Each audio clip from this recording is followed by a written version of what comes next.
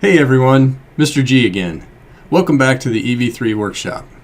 Last time we looked at making the robot move forward in units of inches. Today we're going to make a simple modification to that MyBlock, which we called forward, to make the robot move backward instead. If you are using my book, this topic is covered beginning on page 33. The learning topics again include MyBlocks, geometry, unit conversion, and calibration. But instead of starting from scratch, this time we're going to create a backup MyBlock by copying and modifying the forward MyBlock we created last time. For details of the math involved in converting inches to degrees of wheel rotation, refer back to the forward MyBlock video. Go to the Project Properties window by clicking on its tab at the left side of the screen. Then click on the MyBlocks tab.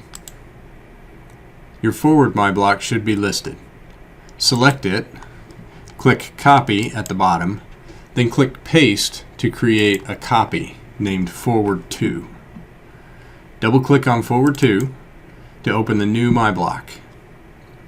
After it opens, double-click on the Program Name tab and rename it to Backup.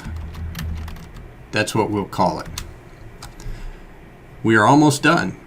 Just change the conversion parameter from 51.4 to minus 51.4. Remember to save the project. Then go back to the main program. Replace the forward MyBlock with a backup MyBlock.